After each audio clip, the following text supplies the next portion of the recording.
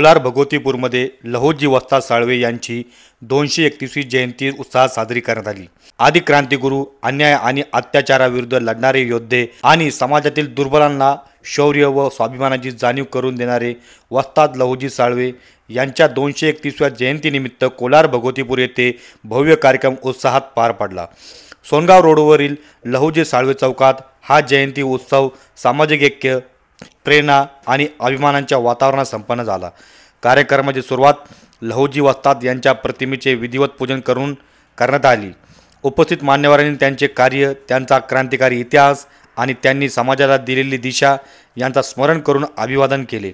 लहुजी वस्ताद साळवे यांनी ब्रिटिश सत्तेविरुद्ध शस्त्र उचलून सत्य आणि न्यायासाठी अविरत लढा दिला होता। ते कुस्ती, वाघ, नृसिंहासारख्या युद्धकलेचे दिग्गज तज्ज्ञ होते आणि त्यांनी अनेक तरुणांना शौर्य, धैर्य आणि स्वाभिमानाचे संस्कार दिले।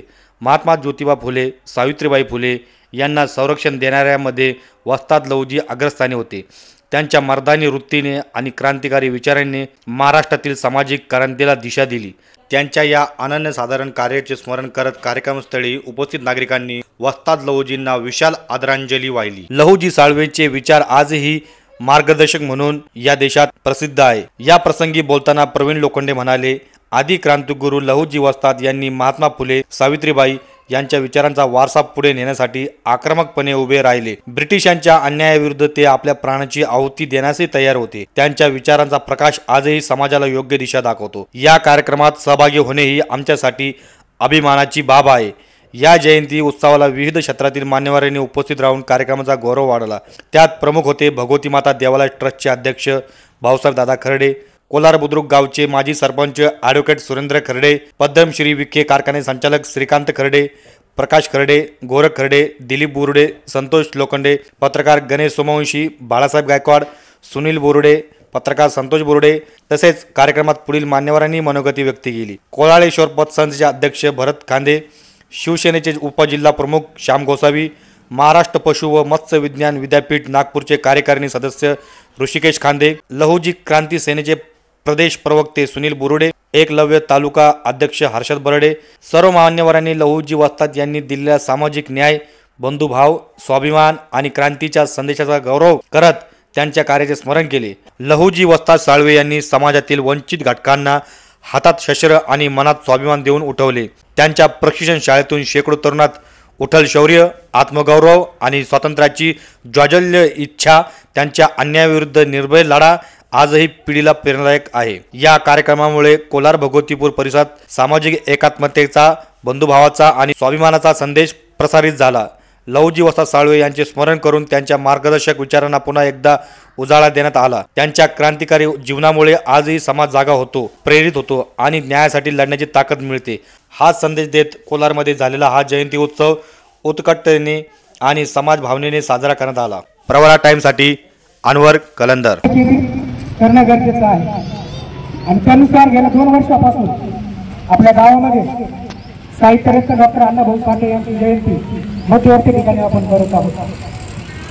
सर्वजण मिळून त्याच्यामध्ये सहभागी होत असताना विशेष करून कौतुक करत होतो सुनील भाऊ यांचं, कारण त्यांनी जी प्रथा आहे ती चालू ठेवली। आजही वस्ताद लहुजी साळवे, माझा एक प्रश्न आहे आमच्या तरुणांना की खरंच वस्ताद लहुजी साळवेंचा इतिहास किंवा ती व्यक्ती कोण आहे आपल्याला खऱ्या अर्थाने माहिती आहे का?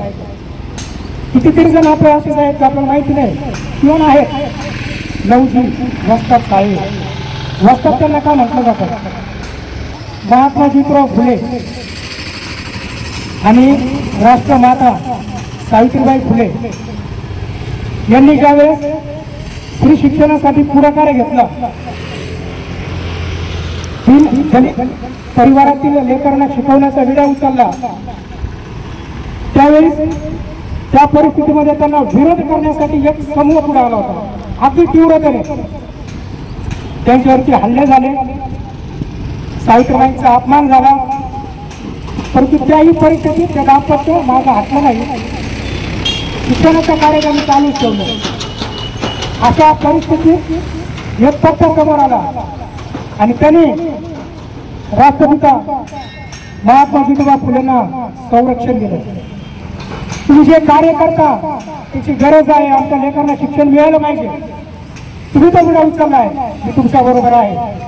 आणि त्यांचा खरा वैचारिक वारसदार म्हणून जो पक्का पुढे आला त्याचाच नाव वस्ताद लहुजी साळवे. त्यांनी संरक्षण दिलं. त्यांनी पहिली तलवार उगारली. या विषमतेच्या